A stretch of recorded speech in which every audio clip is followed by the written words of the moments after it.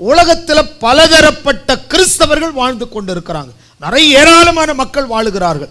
எத்தனை பேருடைய கண்கள் இந்த வசனத்தில் திறக்கப்படுது அப்படிங்கறத முக்கியம். வாசிக்கலாம். ஆதியாம் புஸ்தகம் 2வது அதிகாரம். திருப்பிக் கொள்ளும், எல்லாரும் திருப்புங்க. ஆதியாம் புஸ்தகம் 2வது அதிகாரம் 9வது வசனத்தை வாசிக்கலாம். தேவனாகிய கர்த்தர் பார்வைக்கு அழகும் புசிப்புக்கு நலமுமான சகலவித விருட்சங்களையும் தோட்டத்தின் நடுவிலே ஜீவ விருட்சத்தின் கனி, நல்லா திருப்பி படிங்க, நல்லா சத்தமா படிங்க. ஜீவ விருட்சத்தின் ஜீவ விருட்சத்தையும் நன்மை தீமை அறியத்தக்க விருட்சத்தையும். எத்தனை மரம்? இன்னும் ஜீவ விருட்சம். இந்த ஜீவ விருட்சம் சொன்னா மனிதனை படைத்த விதம். நல்ல கவனிங்க. இது வெளிப்படுத்தல திருப்பி இதே கனியை கர்த்தர் கொண்டு வருகிறார். நல்ல கவனிங்க. இன்னைக்கு தேவனுடைய நாமத்தினால உங்களை ஆசீர்வதிக்கிறேன். உங்களுக்கு ஜீவ விருட்சம். இந்த வேத வசனம் என்னது? ஒரு ஜீவ விருட்சம். இதை வாசிக்கிறவங்களும் இதை கடைப்பிடிக்கிறவங்களும் இதை நேசிக்கிறவங்களும் மிகுந்த ஒரு ஆசீர்வாதமா இருப்பாங்க. இந்த வேதத்தினுடைய வெளிப்பாடு, இதை பைபிளை படிக்கும் பொழுது நம்முடைய கண்கள் திறக்கப்படணும். இந்த 2 வித மரம் பைபிள்ல சொல்லப்பட்டிருக்கு. ஒன்னு ஜீவ விருட்ச மரம். இந்த கனியை புசித்தா அவனுக்கு ஜீவன் ஆரோக்கியமா இருக்கும், அவனுக்கு ஜீவனுக்கு ஒரு கேடு வராது. 2வது ஒரு மரம் இருந்தது. அந்த கனியை புசித்தா நன்மை எது தீமை எது அப்படின்னு தெரியக்கூடிய இன்னொரு மரம், நன்மை தீமை அறியத்தக்க மரம். ஆண்டவர் பாருங்க, இந்த இடத்துல அந்த மரத்தை வச்சுட்டு இந்த நன்மை தீமை அறியத்தக்க அந்த விருட்சத்தின் கனியை நீ என்ன செய்யக்கூடாது? புசிக்க கூடாது அப்படின்னு சொன்னார். பைபிளை எடுத்து படிச்சு பார்த்தீங்கன்னா, தேவனாகிய கர்த்தர் பார்வைக்கு அழகும் புசிப்புக்கு நலமுமான சகலவித விருட்சங்களையும் தோட்டத்தின் நடுவிலே ஜீவ விருட்சம் நன்மை தீமை அறியத்தக்க விருட்சத்தையும் பூமியிலிருந்து முளைப்பிக்க பண்ணினார். இப்படி முளைப்பிச்சுட்டு இந்த கனியை நீ என்ன செய்யக்கூடாது? புசிக்க கூடாது. இதை புசிக்கிற நாளில் சாகவே சாவாய். அதாவது ஒரு ஆவிக்குரிய மரணம். ஏன்னா அவன் 2 விருட்சத்தின் கனியை புசிச்சிருக்கிறான். ஒன்று ஜீவ விருட்சத்தின் கனி. இந்த ஜீவ விருட்சத்தின் கனியை புசித்ததுனால இவனுக்கு என்ன கிடையாது? மரணம் இல்லை, அவன் சாகாம இருப்பான். ஆனா நன்மை தீமை அறியத்தக்க கனியை புசித்தா இந்த ஜீவ விருட்சத்தினுடைய கனியினுடைய பலன் உன்னை என்ன செய்திடும்? கட்டாயிடும். பாவம் செய்தால் பாவத்தின் சம்பளம் மரணம். அப்ப நன்மை வர வேண்டியவருக்கு மரணம் வருகிறது போல இந்த ஜீவனோடு நீ வாழ படைக்கப்பட்டவனுக்கு. அதனால பாருங்க, அந்த ஆதாம் மரிக்கிறதுக்கு நெடுநாள் ஆனது. பழைய ஏற்பாட்டில் பாருங்க, சில பேரெல்லாம் மெத்துசாலா எவ்வளவு காலம் வாழ்ந்தாரா? 969 வருஷம் வாழ்ந்தார். இப்போ 969 வருஷம் அவர் எப்படி வாழ்ந்தார்னா, இந்த மரணம் வேகமாக வரல. அது அன்னைக்கு என்ன செய்ததுன்னா, அந்த அந்த அந்த பாவத்தினால மரணம் கூட ஸ்பீடாக வரல. இன்னைக்கு யோசிச்சு பாருங்க. இன்னைக்கு நான் உங்களுக்கு அதான் சொல்றேன், சத்தியத்தின் படி நடக்கிறவர்களுக்கு நீங்க இந்த ஜீவ விருட்சத்தை தினமும் வாசிக்கிற நபரா இருந்தா மரணம் கூட சீக்கிரம் வராது. ஏன்னு சொன்னா, இந்த ஜீவ வார்த்தை உங்களுக்குள்ள இருக்கிறதுனால அந்த மரணம் உங்களை நெருங்காதபடி இந்த ஜீவ விருட்சம் அது ஒரு பெரிய ஒரு தடையா நிற்கும். அந்த மரணம் நெருங்காதபடி பாதுகாப்பா நிற்கும். ஆனால் தான் பைபிளை படிங்க, பைபிளை படிங்க. இந்த வசனத்தை வாசித்து இதில் உள்ளதை பற்றி கொள்ளுங்க. உபாம புஸ்தகம் 30வது அதிகாரத்தை திருப்பி கொள்ளுங்க. எல்லாரும் படிக்க வேண்டிய வேத வார்த்தை உபாம புஸ்தகம். இப்ப நாம பைபிளை படிக்கலாமா?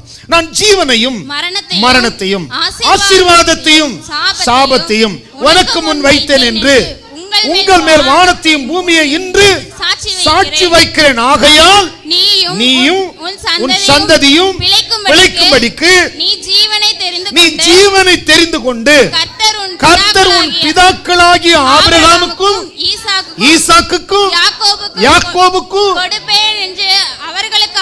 அவர்களுக்கு ஆணையிட்டு கொடுத்த தேசத்திலே குடியிருக்கும்படிக்கு உன் தேவனாகிய கர்த்தரில் அன்பு கூர்ந்து அவர் சத்தத்திற்கு செவி கொடுத்து அவரை பற்றிக் கொள்வாயாக. அப்படி நீ பற்றிக் கொள்வதனால் அவரே உனக்கு ஜீவனும் தீர்காயுசுமானவர். எல்லாம் பைபிளை கையில வச்சிருக்கீங்க இல்லையா? அந்த பைபிளை உயர்த்தி பிடிச்சு சொல்லுங்க, அவரே எனக்கு ஜீவனும் தீர்காயுசுமானவர்.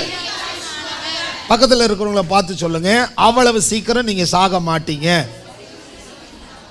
நம்ம உலகத்தார் பேசுற மாதிரி பேசுங்க, உனக்கு ஆயுசு ரொம்ப கெட்டி. ஆமா சொல்லுங்க, நல்லா பக்கத்துல பார்த்து சொல்லுங்களேன், உனக்கு ஆயுசு ரொம்ப கெட்டி. நீங்க நல்லா கவனிங்க, இந்த வார்த்தையை கேட்குறீங்க பாருங்க, உங்களுக்கு ஆயுசு ரொம்ப அதிகம். தேவனாகிய கர்த்தர் நம்ம வேற ஒரு விதத்தில் கர்த்தர் நம்மை கொண்டு போகிறார். ஏன்னு சொன்னால் நம்மேல் வைத்திருக்கிற தரிசனங்கள் வேறு, நம்மேல் வைத்திருக்கிற அழைப்புகள் வேறு. இங்க வசனம் சொல்லும் பொழுது பாருங்க, இந்த ஆசீர்வாதம் கொஞ்சம் கவனிங்க, இது சாதாரணமான விஷயமா எடுத்துக்கொள்ளாதீங்க. பைபிள்ல இந்த ஆசீர்வாதத்தை இஸ்ரவேல் ஜனங்கள் நல்லா உள்வாங்கணும்னு சொல்லி பைபிளில் எகிப்தில் இருந்த ஜனங்களை, இஸ்ரவேல் ஜனங்களை மோசே வழி நடத்திட்டு வரார். உள்ள இருந்து வெளியே கொண்டு வரும் பொழுது புருஷர்கள் குழந்தைகள் தவிர, அதாவது குழந்தைன்னு சொன்னா 20 வயசுக்கு கீழே இருக்கிறவங்க எல்லாம் யாரு? குழந்தைகள். வேதம் அப்படிதான் சொல்லுது, 20 வயசுக்கு கீழே இருக்கிறவங்க எல்லாம் யாரு? குழந்தைகள். வசனம் சொல்லும் பொழுது இந்த ஆசீர்வாதம் ஒரு சாதாரண விஷயம் இல்லைங்கிறதுனால தான் இவர் என்ன செய்யறார், இஸ்ரவேல் ஜனங்களை 2 பகுதியா பிரிக்கிறார். கொஞ்சம் கவனிங்க, இஸ்ரவேல் ஜனங்க மொத்தம் எத்தனை பேரு? 6 லட்சம் புருஷர், அதாவது பிள்ளைகளை தவிர இந்த புருஷர்கள் இவங்களெல்லாம் கூட்டிட்டு வரும்போது வேதம் என்ன சொல்லுதுன்னா, இந்த 6 லட்சம் புருஷருங்கிறத கிட்டத்தட்ட 20 லட்சமா சொல்றாங்க. சிலர் 30 லட்சம் சொல்றாங்க, சிலர் 20 லட்சம் சொல்றாங்க. 20ஓ 30ஓ இது நீங்க ஒரு பகுதியா நிறுத்தி கொள்ளுங்க. மோசே இந்த மொத்த கூட்டத்தையே 2ஆ பிரிக்கிறார். 2ஆ பிரிச்சு இப்ப 20 லட்சம் பேர் வச்சுக்கிட்டீங்கன்னா 30 லட்சம் பேரை வச்சுங்க.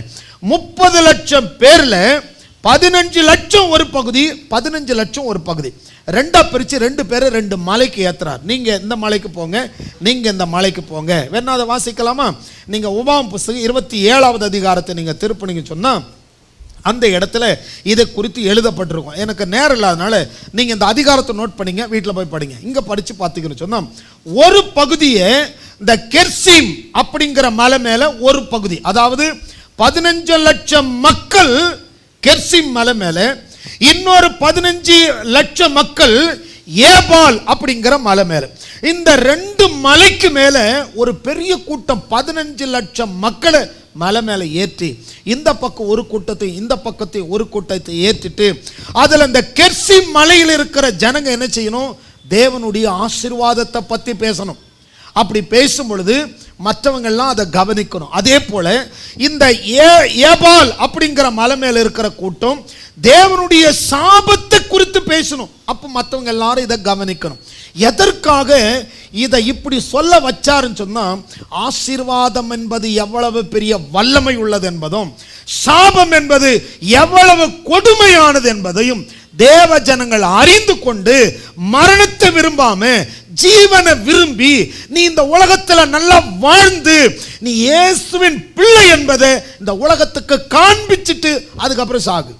அதுக்கு முன்னாடி போகணும்னு ஆசை படாதீங்க. நல்லா கவனிங்க, இந்த இப்படி மக்களை பிரித்து இந்த ஜனங்களை இதை சொல்ல காரணம் அப்படி என்ன அப்படின்னா, இந்த ஜனங்க மேல தேவனுடைய, அதான் ஆண்டவர் சொல்றார். இப்ப நீங்க படிச்சீங்களே உபாகமம் 30வது அதிகாரம், அதுல 19 சொல்றாரு இல்லையா, நான் ஜீவனையும் மரணத்தையும் ஆசீர்வாதத்தையும் சாபத்தையும், இது யார் முன்னாடி வச்சுட்டாரு?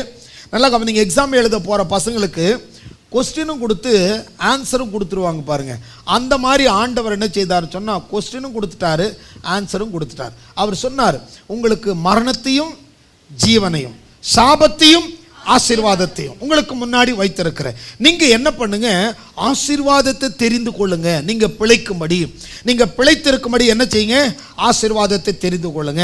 உன் பிதாக்களாகிய ஆபிரகாமுக்கும் ஈசாக்குக்கும் யாக்கோபுக்கும், இங்க கவனிச்சு பாருங்க, ஆபிரகாமு கிட்ட என்ன சொன்னாரு, உன் சந்ததி இவண்ணமாய் ஆசீர்வாதமா இருக்கும், நீ ஆசீர்வாதமாய் இருப்பாய். அதே போல ஈசாக்குக்கு என்ன சொல்றாரு, உன் தகப்பனாகிய ஆபிரகாமு கிட்ட ஆணையே உன்னுடைய வாழ்க்கையில் நான் நிறைவேற்றுவேன். அதே போல யாக்கோபுக்கு என்ன சொல்றாரு, நான் உன் முற்பிதாவுக்கு இட்ட ஆணையை நிறைவேற்றுவேன், நான் உனக்கு சொன்னதை செய்யும் அளவும் உன்னை கைவிடுவதில்லை.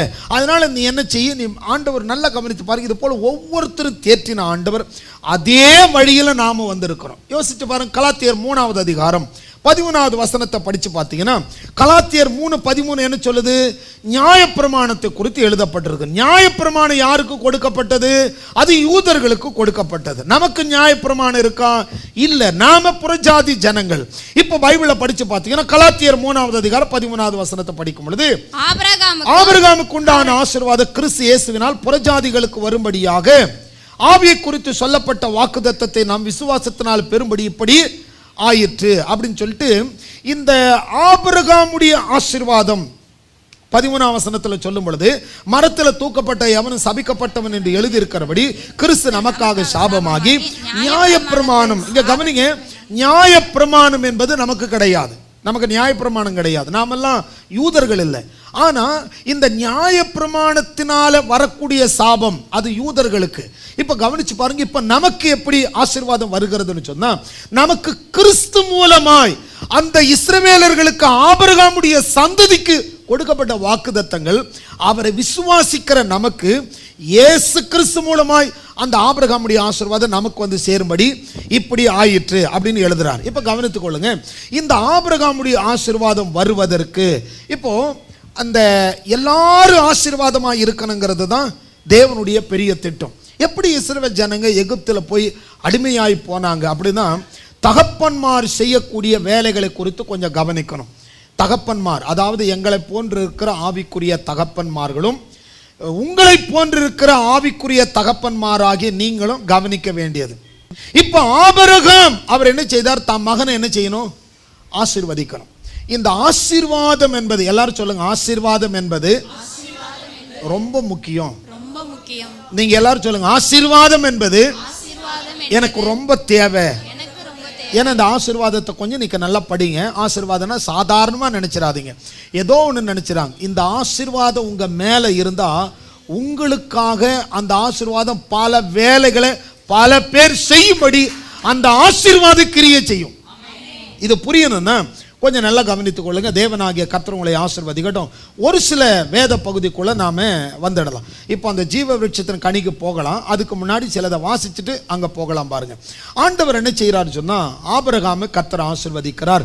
ஆபிரகாமுடைய ஆசீர்வாதம் ஈசாக்குக்கு வந்து சேருகிறது. ஈசாக்கு ஆபிரகாம் ஆசீர்வதிக்கிறார். அதே போல ஈசாக்கு என்ன செய்தார் அப்படின்னா, ஏசாவையும் யாக்கோபையும் அவர் பார்த்த விதங்களை கொஞ்சம் கவனிங்க.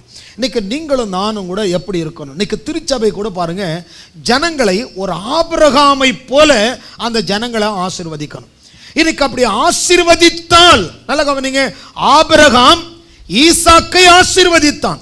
ஈசாக்கு இந்த ஏசாவை ஆசீர்வதிக்கும் பொழுதும் யாக்கோபை ஆசீர்வதிக்கும் பொழுதும் இவனுடைய மனதில் இருந்த அந்த சூழ்நிலையை கொஞ்சம் கவனிச்சு பாருங்க. என்ன பண்ணுறான்? யாக்கோபு வந்து ஆசீர்வாதத்தை வாங்கிட்டு போயிடுறான். ஈசாக்கு வந்து ஏசா வந்து, அப்பா எனக்கு ஒரு ஆசீர்வாதம் இல்லையா அப்படின்னு அழறான். ஆனால் மகனே எல்லாத்தையும் அவனுக்கு கொடுத்துட்டனே அப்படின்னு சொல்லாமல், ஆனால் இவரும் அவரை ஆசீர்வதித்து இருந்தா, இந்த அமலேக்கியர் எல்லாம் வராங்க பாருங்க. இந்த அமலேக்கியர் எந்த வழியில் வராங்கன்னா, ஏசாவுடைய வழியில் தான் வராங்க. கொஞ்சம் கவனிங்க, இந்த பெற்றோர் தங்களுடைய பிள்ளைகளை ஆசீர்வதித்திருந்தா, அப்படியே நீங்கள் ஏசா இடத்துலேருந்து யாக்கோபு 2 பேர் வராங்க இல்லையா? ஈசாக்கு இடத்துலேருந்து ஈசாக்குடைய பிள்ளைகள் ஏசா யாக்கோபு. ஆனால் யாக்கோபு ஆசீர்வாதத்தை பெற்றுக்கிட்டான், ஏசா ஆசீர்வாதத்தை இழந்துட்டான்.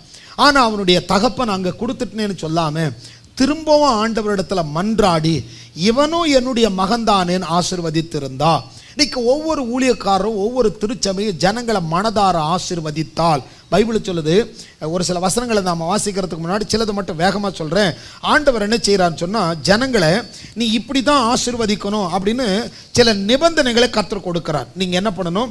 இஸ்ரவேல் ஜனங்களை கூடி வர செய்து கர்த்தர் உங்களை காக்க கடவர். மோசே கிட்ட சொல்கிறார், ஆரோனு என்ன பண்ணணும்? சபையை ஆசீர்வதிக்கணும். இன்னைக்கு கவனிங்க, எல்லா பெற்றோரும் பிள்ளைகளை ஆசீர்வதிக்கணும். இந்த யாக்கோபு ஆசீர்வாதத்தை பெற்றான் பார். யாக்கோபு அவன் எப்படி தந்திரமாக பெற்றதுனால அவனுக்கும் தன் பிள்ளைகளை குறித்த ஒரு பெரிய வெளிப்பாடு இல்லாமல் போனது. இவன் என்ன செய்கிறான்? அவனுடைய மாமா லாபானுடைய வீட்டுக்கு வேலைக்கு வரான். கவனிங்க, லாபானுடைய வீட்டுக்கு வேலைக்கு வரும் பொழுது லாபானுடைய வீட்டில் ராகேல் லேயால் 2 பொண்ணுங்க இருக்கிறாங்க. இதில் லேயாளுக்கு கூச்சப்பார்வை. ராகேல் வந்து அழகாக இருந்தான். அவள் அழகை பார்த்த உடனே அவளை தான் கல்யாணம் முடிக்கணும் அப்படின்னு சொல்லிட்டு அந்த மாமா கிட்ட ரொம்ப நைஸ் பண்ணி, இவளை நான் கல்யாணம் முடிச்சுக்கிறேன்னு கேட்பான். அவனுடைய மாமனார் ஓகே உனக்கு நான் கொடுக்குறேன்னு சொல்லிட்டு அவரை என்ன செய்வார்? இவனுக்கு ரொம்ப ரொம்ப சந்தோஷமாக இவன் இருக்கும் பொழுது, ஆனால் திருமணம் என்ன நடக்குதுன்னா, ராகேலை கொடுக்காம லேயாலை கட்டி வச்சிடுறாங்க. லேயாலை கட்டின உடனே லேயாலை திருமணம் பண்ணிக்கிட்டான். லேயால் தான் மனைவி. ஏன்னா நைட்டு அவனுக்கு அந்த முகத்தை மறைச்சி அனுப்பி வச்சுட்டாங்க, எல்லாமே முடிஞ்சது.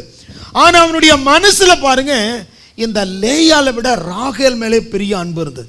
இவன் மனைவி ஆனாலும் எனக்கு அவ தான் வேணும் அப்படின்னு கேட்குறான். அவங்க மாமனார்கிட்ட போய் சொல்கிறான், நீ இந்த தப்பு பண்ணலாமா அப்படின்னு. அவன் சொல்லுவான், நான் சரியாக தான் வந்தேன். மூத்தவள் இருக்கும் பொழுது எப்படி இளையவளை கொடுக்க முடியும் அப்படி சொன்ன உடனே அவன் கேட்குறான், எனக்கு இந்த இளையவள் தான் வேணும். அதுக்கு என்ன பண்ணணும், இன்னும் 7 வருஷம் வேலை பாரு. அந்த 7 வருஷமாக பார்த்தீங்கன்னா இந்த உலகத்தார் சொல்கிறாங்க இல்லையா, மண்ணில் மாந்தர் கண்ணியர் கடைக்கண் பார்வைப்பட்டால் மண்ணில் மாந்தருக்கு மாமலையும் ஓர் கடுகாம் அப்படின்னு சொல்கிற மாதிரி இந்த 7 வருஷம் பரபரப்பாக போகுது. அவனுக்கு அந்த 7 வருஷம் கடினமாக ஒன்று தூக்கும் பொழுதோ ஏதோ ஒன்று வேலை செய்யும் பொழுது ராகேலை பார்த்தா பெரிய பாறாங்கல்ல கூட பஞ்சு மூட்டை மாதிரி ஆயிடுது அவருக்கு. அந்த பார்வை அப்படி போயிட்டு இருக்கு. 7 வருஷம் பயங்கரமாக வேலை பார்க்குறான். வேலை பார்த்து அதுக்கப்புறம் தன்னுடைய ஆசை நாயிகை கல்யாணம் முடிக்கிறான். அதுக்குள்ளே இங்கே என்ன நடந்துருச்சு, இவங்க இந்த மனைவிக்கு குழந்தைகள் பிறக்க ஆரம்பிக்கிறது. நல்லா கவனித்து பாருங்கள். இவங்களுக்கு குழந்தை பிறக்க பிறக்க பிறக்க பிறக்க இவங்க என்ன செய்கிறான், இந்த ராகேல் என்ன பண்ணுறான், லேயாளுக்கு குழந்தை பிறந்துருச்சே எனக்கு குழந்தை வரலையே அப்படின்னு சொல்லிட்டு என்ன பண்ணுறான், வேலைக்காரையெல்லாம் பிடிச்சி இந்தா ஏன் சார்பா அப்படின்னு கொண்டு வந்து இங்கே நடக்கிறது எல்லாமே நமக்கு எல்லாருக்கும் தெரியும். இவன் என்ன செஞ்சான்னு சொன்னால், இந்த ராகேலை மட்டுமே கவனித்தான ஒழிய இந்த லேயாளையும் லேயாளுக்கு பிறந்த பிள்ளைகளும் இந்த வேலைக்காரிகளுக்கு பிறந்த பிள்ளைகளும் இவன் பிள்ளைங்க தானே, இந்த பிள்ளைகள் மேல கவனத்தை செலுத்தாம ராகேலையே பார்த்துட்டு இருக்கிறான். ராகேலுக்கு ஒரு பிள்ளை பிறக்குது. அந்த பிள்ளை தான் யாரு, யோசேப்பு. அந்த யோசேப்பை மட்டும் பார்த்தீங்கன்னா ஐயோ என் செல்லம் என் தங்கம் அப்படியே தூக்கி தூக்கி அந்த குழந்தைய கொஞ்சிறான ஒழிய மற்ற இந்த 10 குழந்தைகளை கவனிச்சு பாருங்க, 10 குழந்தைகளை விட்டுட்டான். இந்த குழந்தைக்கு மாத்திரம் ஸ்பெஷலான கவனிப்பு. ட்ரெஸ் கூட இந்த குழந்தைக்கு எப்படி பல வர்ண அங்கி, இப்படி எல்லாமே பார்த்து பார்த்து கொடுத்தா மற்ற 10 பிள்ளைகளுக்கு எப்படி இருக்கும். உதாரணத்துக்கு உங்கள் வீட்டிலேயே 2 பிள்ளைங்க 3 பிள்ளைங்க வச்சிருக்கிற பிள்ளைகளுக்கு ஒரு பிள்ளைக்கு ஏதாவது கொடுத்துனா அடுத்த பிள்ளைக்கு என்ன ஆகிடும், முகம் மாறி கோபம் வந்துடும். ஏன் அவங்களுக்கே கொடுங்க, இதையும் கொடுத்துருங்க அப்படின்னு சொல்லி அந்த கோபம் என்ன செய்ய ஆரம்பிச்சிடும், வீட்டிலேயே வர ஆரம்பிச்சிடும். நான் யோசித்து பார்க்குறேன். இதே இந்த யாக்கோபு 12 பிள்ளைகளும் ஒரே மாதிரி நடத்தியிருந்தா இவங்கெல்லாம் போய் எகிப்தில் அடிமையாக இருப்பாங்களா? இவர்கள் மேல அந்த ஆசீர்வாதத்தை சொல்லி இருந்தா இந்த தகப்பன் வயதான காலத்தில் எல்லாரையும் ஆசீர்வதிக்க போறேன் அப்படின்னு கூப்பிடும் பொழுது எல்லா பிள்ளைகளும் பார்த்து சொல்றான், நீ இதை செஞ்ச அதனால உனக்கு என்னென்ன ஆசீர்வாதம், நீ இப்படி எல்லாம் செஞ்சிட்டேன்னு சொல்லி ரூபனை பார்த்து சிமியோனை பார்த்து லேவியை பார்த்து ஒவ்வொருத்தருக்கும் ஒவ்வொரு ஆசீர்வாதத்தை சொன்னான். ஆனால் இதே யோசேப்புக்கு எப்படிப்பட்ட வாக்குத்தத்தத்தை கொடுத்தான், எப்படி ஆசீர்வதித்தான்? ஆதியாகமம் புத்தகம் 49 அவன் பிள்ளையை ஆசீர்வதிக்கிறத பாருங்க. யோசேப்பு கனித்தரும் செடி, அவன் நீர் ஊற்ற கனித்தரும் செடி, அதில் உள்ள கொடிகள் சுவரின் மேல் படரும். அடுத்து படிங்க. வில்வீரர் அவனை மனமடிவாக்கி அவன் மேல் எய்து அவனை பகைத்தார்கள். ஆனாலும் அவனுடைய வில்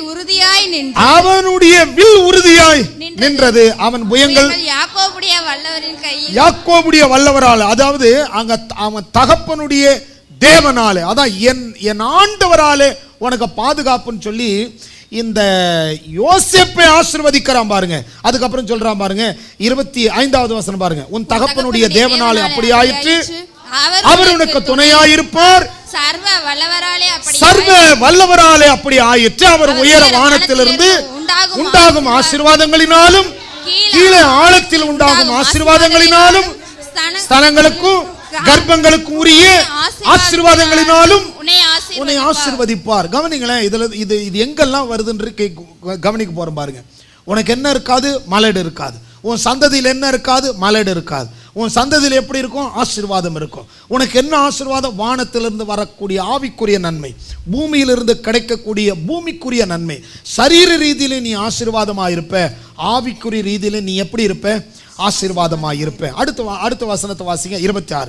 உன் தகப்பனுடைய ஆசீர்வாதங்கள் என் பிதாக்களுடைய ஆசீர்வாதங்களுக்கு மேற்பட்டதாயிருந்து நித்திய பர்வதங்கள் முடியும் மட்டும் எட்டுகின்றன. அவைகள் யோசேப்புடைய சிரசின் மேலும் தன் சகோதரரில் விசேஷித்தவனுடைய உச்சந்தலையின் மேலும் வருவதாக. கொஞ்சம் கவனிங்க பாருங்க.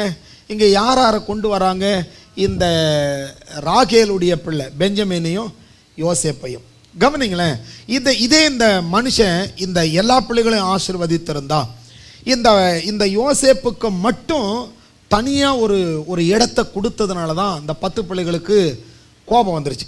ஆனால் கவனிங்களேன், இது ஒரு பக்கம் இருக்கட்டும். ஆனால் இவன் தகப்பன் என்ன பண்ணான், இவன் மேலே ஆசீர்வாதங்களை வச்சான் பார், இவனை நேசித்தான் பார், இவன் மேலே ஆசீர்வாதத்தை கூறுவித்தான் பார். இதனுடைய விளைவு என்ன? அதனால தான் உங்களுக்கு சொல்கிறேன், பெத்தவங்க கிட்ட மட்டும் பிள்ளைகள் சாபத்தை வாங்காதீங்க. நான் திருப்பி சொல்கிறேன், நீங்கள் யாராக இருந்தாலும் சரி உங்கள் அப்பா அம்மாவை ஆசீர்வதிங்க, உங்கள் அப்பா அம்மாவை திட்டாதீங்க, அடிக்காதீங்க, துன்புறுத்தாதீங்க. இது உங்களுக்கு கொடுக்கப்படவில்லை. எந்த பிள்ளையும் தகப்பனை அடித்தாலோ தாயை அடித்தாலோ அது ஒரு பெரிய சாபம். பெரும்பாலையும் அடிக்கக்கூடாது, சொல்லாலும் அடிக்கக்கூடாது. நான் வார்த்தை தானே பேசினேன், வாயினால கூட அடிக்காதீங்க. அது உங்களுக்கு ஆரோக்கியமான வாழ்வை தராது. பிள்ளைகள் பெத்தவங்க கிட்ட சாபத்தை சம்பாதிக்கவே கூடாது.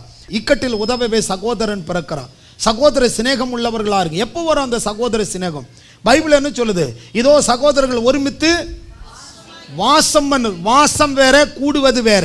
இதோ சகோதரர்களை எங்கு ஒருமனப்பட்டு அவர்கள் எல்லாரும் ஒருமனப்பட்டவர்களாய் ஓரிடத்தில் கூடினார்கள். கூடினாங்கன்னு சொன்னா கலைஞ்சு போவாங்க. வாசம் பண்ணுவாங்கன்னு சொன்னா தங்கி இருப்பாங்க. சகோதரர்கள் வாசம் பண்றது வீடு. அப்பா அம்மா அண்ணன் தம்பி அவங்க வாசம் பண்றது வாழ்ற இடம். அப்படி ஒற்றுமையா வாழ்ந்தா அந்த இடத்துல என்னத்தை கட்டளையிடுறாராம்? ஆசீர்வாதத்தை கட்டளையிடு. பைபிள் படிங்க, இருக்கிறதுல சின்ன சங்கீதம் அதுதானே, 133. இதோ சகோதரர்கள் ஒருமித்து வாசம் பண்ணுவது எத்தனை நன்மை, எத்தனை இன்பம். அந்த ஒற்றுமையா வாழ்ற வீடு இருக்கு பாருங்க. அண்ணன் தம்பி அம்மா அப்பா அத்தை சித்தம்மா பெரியம்மா இப்படி ஒரு குடும்பம், ஒரு கூட்டம் வாழ்றாங்க பாருங்க. அதெல்லாம் ஒரு பெரிய பாக்கியங்க. குடும்பம் அது ஒரு தேன் கூடுன்னு சொல்லுவாங்க. நல்ல குடும்பம், நல்ல ஒரு கதம்பம், பல்கலைக்கழகம், இப்படியெல்லாம் நிறைய சொல்கிறாங்க. கர்த்தருக்கு ஸ்தோத்திரம். ஆனால் சில பேருக்கு தனியாக போகணும், தனியாக இருக்கணும். இவங்கெல்லாம் ரொம்ப சுயநலவாதிகள். சுயநலமாக வாழ்ந்தீங்கன்னா இன்னைக்கு நல்லா இருக்கும், அது முற்று பெறாது. பைபிளை திருப்பிக் கொள்ளுங்க. 133 சங்கீதத்தை எடுத்துக்கொள்ளுங்க. முதவசனம், இதோ சகோதரர்கள் ஒருமித்து வாசம் பண்ணுவது எத்தனை இன்பமும் நன்மையும், எத்தனை நன்மை எத்தனை இன்பமானது. அது ஆரோனுடைய சிரசின் மேல் ஊற்றப்பட்டு அவனுடைய தாடியில வடிகிறதும் அவனுடைய அங்கியின் மேல் இறங்குகிறதுமான நல்ல நறுமணம் உள்ள நல்ல தைலத்துக்கு அது ஒப்பா இருக்கிறது எழுதுறார். அடுத்து சொல்றாரு, எர்மோன் மேலும் சீயோன் பர்வதங்கள் மேலும் இறங்குகிற பனிக்கு ஒப்பா இருக்கிறது. அங்கே கர்த்தர் என்றென்றைக்கும் ஆசீர்வாதத்தை. இந்த வசனத்தை கொஞ்சம் ரவுண்ட் பண்ணுங்களா. அங்கேங்கிறத கொஞ்சம் கவனிங்க. எங்கெல்லாம் கூட்டு குடும்பம் இருக்கோ, எங்கெல்லாம் மருமக மாமியார் அண்ணன் தம்பின்னு எங்கெல்லாம் ஒற்றுமையாக வாழ்றீங்களோ, அட்லீஸ்ட் உங்கள் சொந்த பந்தத்தோடு சேரலைன்னா பரவாயில்ல, உங்கள் குடும்பத்திலேயாவது ஒன்று சேருங்க. உங்கள் குடும்பத்திலேயாவது ஒன்று சேருங்க. உங்கள் வீட்டுக்கு உங்கள் மாமியார் அடிக்கடி வராங்களா, அது ஒரு ஆசீர்வாதமான வீடு. உங்கள் மாமியார் நீங்களே வச்சு பார்க்குறீங்களா, அதெல்லாம் ஒரு பெரிய பாக்கியம். நாங்கள் சம்பாதிக்கிறோம், நாங்கள் வேலையில் இருக்கிறோம், பிஸியாக இருக்கிறோம் அப்படி சொல்லாதீங்க. வேதம் சொல்லுது, அங்கே எங்கே சகோதரர்கள் வாசம் பண்ணுகிறார்களோ, ஒருமிக்கிறார்களோ.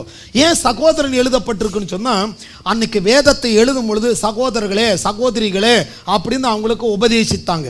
சகோதரர்களே சகோதரிகளே தான் இங்கே நான் பேசுகிறேன் உங்களுக்கு சகோதரர்களே அப்படிங்கிறேன். இங்கே எல்லாரும் சகோதர சகோதரியாவா இருக்கிறீங்க. நான் தான் உங்களை சகோதரர்கள் சொல்கிறேன். ஆனால் நீங்கள் இங்கே கணவன் மனைவி பிள்ளைகள்னு இருக்கிறீங்க. இப்படி குடும்பங்களுக்கு போதிக்கப்பட்டது தான் சகோதரர்களே அப்படின்னு சொன்னார். எந்த குடும்பம் ஒற்றுமையாக கூட்டு குடும்பமாக இருக்கிறதோ அந்த இடத்துல கர்த்தர் என்றைக்கும் ஆசீர்வாதத்தையும், எல்லாரும் சொல்லுங்க என்றைக்கும், திருப்பி நல்லா சத்தமா சொல்லுங்க, என்றைக்கும் ஆசீர்வாதத்தையும் ஜீவனையும் கட்டளையிடுகிறார். கவனிக்கணும் ஆசீர்வாதத்தை. ஒரு உதாரணத்துக்கு யாரோ ஒருத்தர் சொல்றப்ப, குருராஜ் பிரதர் இருக்காரா, லோகேஷும் கூட தான் இருக்கணும். லோகேஷுக்கு மனைவி வந்தா லோகேஷுடைய மனைவியும் கூட தான் இருக்கணும். அங்க ஜெயஸ்ரீ சிஸ்டர் எனக்கும் என் மருமகளுக்கும் ஆகவே ஆகாது. உங்க 2 பேருக்குள்ள ஆகலன்னா நீ எப்படி பரலோகத்தில் போய் அநேகர் இருக்கிற இடத்துல ஆவீங்க? உதாரணத்துக்கு சொல்றேன், ஒரு சின்ன கூட்டத்தில் உன்னால இணைய முடியும்னா பெரிய கூட்டத்தில் எப்படி போய் இணைய முடியும்? மாற்றிக்கொள்ளுங்க, மாறுங்க. உன் மருமகளை நேசிங்க, உங்க மருமகனை நேசிங்க. குடும்பம் ஒற்றுமையா இருக்கட்டும். பைபிள் சொல்லுது பாரு இந்த ஆசீர்வாதங்கள். இப்போ நாம இந்த ஆசீர்வாதத்துக்குள்ள போயிடும், இது ரொம்ப முக்கியமானது. இப்போ யோசேப்புக்கு வந்துருங்க. இப்போ இந்த யோசேப்பை அவனுடைய தகப்பன் என்ன செய்தார்? தனி இடத்தை கொடுத்தார். அவன் மேல அதிக அன்பு காட்டினார். அதிகமாக அவனுக்கு எல்லாருக்கும் ஒரு ட்ரெஸ்ஸுன்னா இவனுக்கு மட்டும் பலவர்ண அங்கி கொடுத்தார். இவன் மேலே தகப்பனுடைய ஆசீர்வாதம் நிறைய சொல்லி வைத்தார். இன்னைக்கு நான் உங்களுக்கு சொல்றேன் பாருங்க, உங்களுக்கு நாங்கள் நிறைய ஆசீர்வாதத்தை குறித்தின பிரசங்கத்தை ஏன் பண்றோம்னு சொன்னா இது கிரியை செய்யும். இது எப்படி கிரியை செய்கிறது கவனித்து பாருங்க. இப்போ யோசேப்பு என்ன செய்தாங்க, தூக்கி இவனுடைய சகோதரர்கள் இவனை பகைத்து தூக்கி குழியில போடுறதுக்கு முடிவு பண்ணிட்டாங்க. இவனுக்கு யோசித்தானுங்க, இவன் நமக்கு பெரிய உபத்திரமா இருக்கிறான். நம்ம அப்பா என்ன பண்றாங்க, நம்ம 10 பேரை நேசிக்காம இவன் ஒருத்தனை மட்டும் நேசிக்கிறாரு. இதே இவன் ஒருத்த இல்லைன்னா நம்ம எல்லாரும் என்ன செய்வார், நேசிப்பார். இவன் என்ன பண்ணுறான், நம்ம மேலே அன்பு வராதபடிக்கு நம்ம கிட்ட இருக்கிற குறைவெல்லாம் கொண்டு போய் போட்டு கொடுத்துட்டு இருக்கிறான். ஆகையினால இவன் என்ன பண்ணலாம், நாம் எல்லாரும் சேர்ந்து கொன்னுடலாம் அப்படின்னு நினச்சாங்க. அப்படி நினச்ச பொழுது எல்லாரும் ஒன்று சேர்ந்து அவனை தூக்கி குழியில் போட்டாங்க. அப்போ ஒருவனுக்குள்ள இந்த யோசேப்பு மேலே இருக்கிற ஆசீர்வாதம் கிரியை செய்து பாருங்க. இந்த ஒரு இவன் மேலே இருக்கிற ஆசீர்வாதம் அந்த 10ல் ஒருத்தனை வேறு பிரிக்குது. அதில் ஒருத்தன் சொல்கிறான், இவனை கொண்டு போடுறத விட போத்திவார் கையில் இஸ்மவேலருடைய கையில் வித்துடலாம். கொஞ்சம் கவனிங்க, அந்த வழியா போன இஸ்மவேல், அந்த இஸ்மவேல் வம்சத்தில் ஒருவன், ஒரு இஸ்மவேலன், அவன் என்ன செய்கிறான், காசோட அந்த பகுதியில் கடந்து போகிறான். கொஞ்சம் யோசித்து பாருங்க, இவன் குழியில் விழுந்த அந்த பகுதியில் ஒரு காசோடு ஒரு அந்த இஸ்மவேலன் வந்ததுக்கு காரணம் இவன் மேல் இருக்கிற ஆசீர்வாதம். இவன் மேல் இருக்கிற ஆசீர்வாதம் அப்படி ஒருவனை கொண்டு வருகிறது. அவன் வரான், வந்த உடனே சொல்கிறான். அப்போ சொல்கிறாங்க, இவனை 20 வெள்ளிக்காசுக்காக நாங்கள் என்ன செய்கிறோம், வாங்கிட்டு போகிறோன்னு சொல்லி இவனை வாங்கிட்டு போகிறாங்க. இப்படி வாங்கிட்டு போய் ஒரு சந்தையில் விற்கிறாங்க. அப்படி சந்தையில் விற்றா அந்த அடிமைகளை பார்க்க வந்த அநேகர் வேலைக்கு ஆட்களை வாங்கிட்டு போகிறாங்க. அதில் ஒரு பிரதானமான ஒரு செல்வந்தன் தான் இந்த போத்திபார். இந்த போத்திபார் அந்த ராஜாவுடைய அரண்மனையில் வேலை பார்க்கக்கூடிய மிகப்பெரிய ஒரு பதவியில் இருக்கக்கூடியவர், பார்வோனுடைய அரண்மனையில். இந்த போத்திபார் அநேகரை பார்த்தா, ஆனால் இவனை மட்டும் நம்ம வீட்டுக்கே கூட்டிட்டு போகணுங்கிற ஒரு எண்ணம் உருவாகுது. காரணம் யோசேப்பின் மேல் இருந்த ஆசீர்வாதம். அது என்ன செய்யுதுன்னா, இவனை மட்டும் நம்ம வீட்டுக்கு கூட்டிட்டு போகணும்னு சொல்லி அந்த யோசேப்பை தான் வீட்டுக்கு கூட்டிட்டு போகிறான். கூட்டிட்டு போயிட்டு பார்க்குறான். அவனை கவனிக்கும் பொழுது அந்த போத்திபாருக்கு ஆண்டவரை பற்றி தெரியாது. ஆனால் போத்திபாருக்கு ஒரு வெளிப்பாடு உண்டாகுது. என்னன்னு சொன்னால், இவனோடு கர்த்தர் இருக்கிறார். இந்த போத்திபாருக்கு கர்த்தர் இஸ்ரவேலின் தேவனை பற்றி தெரியாது. ஆனால் இவன் மேல் உள்ள ஆசீர்வாதம் தேவன் எப்படிப்பட்டவர் என்பதை அவனுக்கு வெளிப்படுத்துகிறது.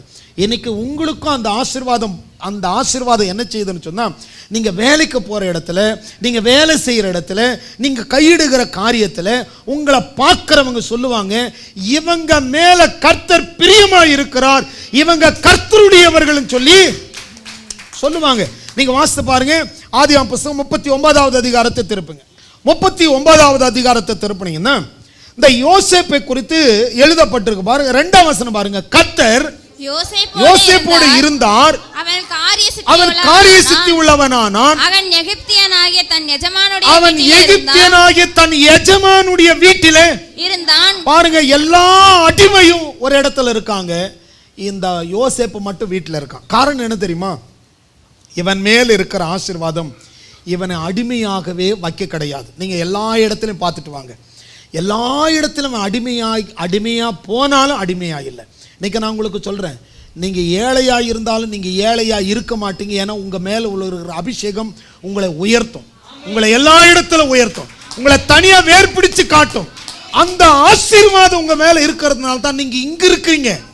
கொஞ்சம் யோசித்து பாருங்க, இன்னைக்கு எத்தனையோ பேர் சபைக்கு வரல, எத்தனையோ பேருக்கு இந்த வெளிப்பாடு கிடைக்கல. யாருக்கு அந்த வெளிப்பாடு போகுதுன்னா அவங்க மேல தேவன் தயவா இருக்கிறார்னு அர்த்தம். 11 பேர்களை இந்த யோசேப்புக்கு மட்டும் சொப்பனம் கிடைச்சது, ஒரு வெளிப்பாடு கிடைச்சதுன்னா யோசேப்பு மேல கர்த்தர் ஏதோ ஒரு காரியத்தை வச்சிருக்கிறார்னு அர்த்தம். இங்க கவனித்துக் கொள்ளுங்களேன், 3ஆம் வசனத்தை படிச்சு பாருங்க. கர்த்தர் அவனோடு கூட இருக்கிறார் என்றும். இங்க கவனிங்க, போத்திபாருக்கு கர்த்தரை பத்தி தெரியாது.